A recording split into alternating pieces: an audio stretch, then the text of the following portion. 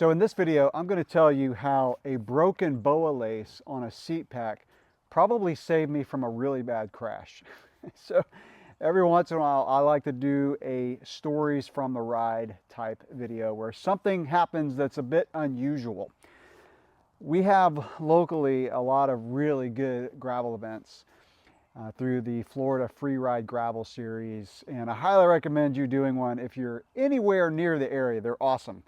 Really good camaraderie and just great roads. We have such good gravel roads to ride around here.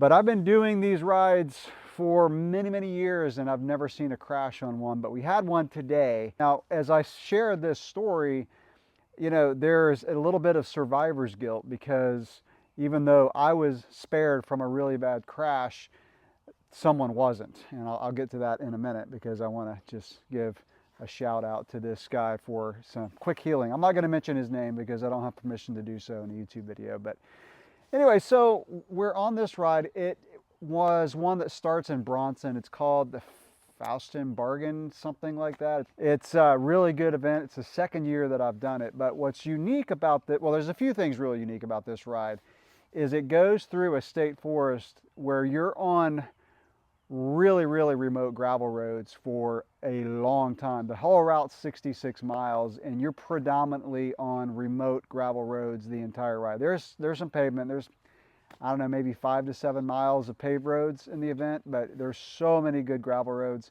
It's very flat, but they are remote.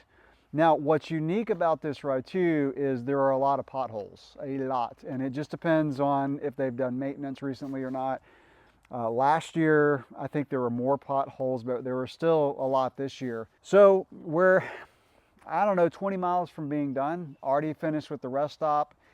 And up until the rest stop, the pace was super high. In fact, I got dropped about 5 miles before the rest stop. There was a surge, I was caught out, and I just got dropped. And then there was another, right, more and more people started getting dropped, and I bridged back up to a group. So we made it to the rest stop, hung out for maybe 15 minutes, and then it was pretty neutral from there. And we were on a gravel road. I had really just turned off one of the paved roads, and I hit just a little divot. I mean, it wasn't really a pothole, but my KOM seat pack, the BOA lace broke. Now this thing, I've been using this thing for several years and it has taken a beating. I love this thing. It's very roomy and it has a clip-on for my Garmin. In fact, I do have another one of these, so I'm glad I do. But it has a BOA attachment and it's very easy to attach, but we all know that BOA laces eventually break. In fact, I did a video a few years ago where I just kind of ranted how I don't like BOA laces on shoes because sure enough, one's gonna break when you're gearing up for a race or an event. But they do break. Before they break, they're awesome. Like they're so easy to use. In fact, it's kind of hard to find a shoe now without a BOA lace, but you just got to be prepared. They are going to break eventually. Well, I hit something in the road and it caused this thing to break off. And fortunately, I was in the very back and I turned around to get it. This is crazy. As soon as I turned around, I heard the crash. And I look back and I just see people laying, well, a couple people laying on the ground. And so I obviously just went back to pick this up and came back around, and the guy that I was right behind crashed. And because we were not rolling that fast yet, it was maybe 16, 17 miles an hour, he had taken his hands off the handlebar for, I don't know, a split second, maybe to grab a water bottle, maybe to sit up, to take an arm warmer, I don't know. But from what I hear, he had taken his hands off the handlebars, and as soon as he did, there was a big pothole that was not called out. And there's so many, like you just can't call them all out. I mean, it's impossible. And so he didn't know about it. My buddy Carlos in front of him just saw it at the last split second. He bunny hopped it. Well, the guy who crashed hard his front tire just dove into it.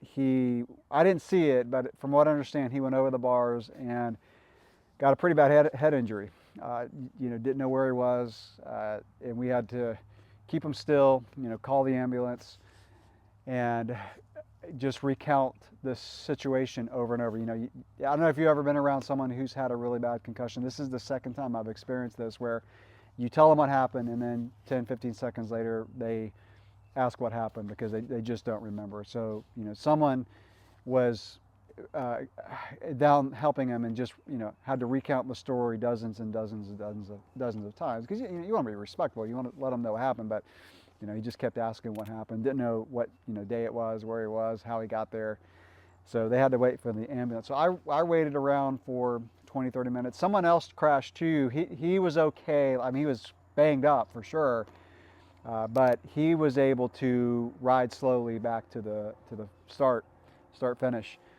And so fortunately he was okay, but the guy who got seriously injured, you know, he got taken away in an ambulance. I'm sure they're going to do CT scans, all that.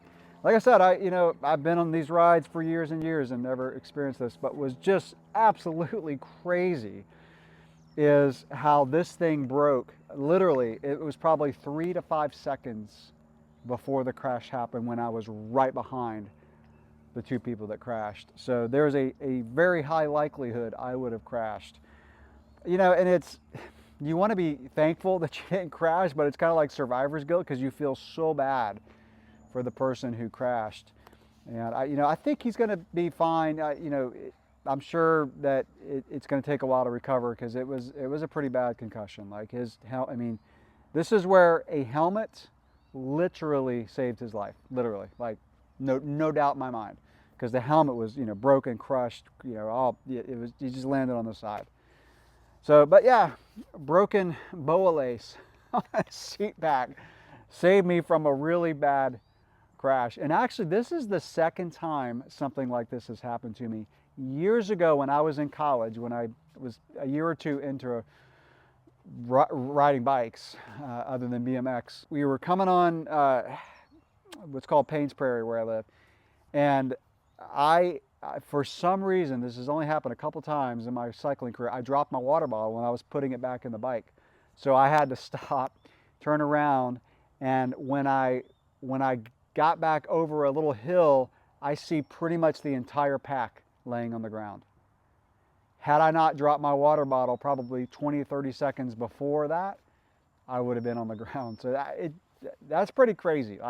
That's kind of crazy. So that's my story from the ride today. As much as I hate BOA laces breaking, this one actually, I'm so glad it did. So crazy story. All right, thought I'd share it with you. I'll catch you in the next video. Thanks for watching.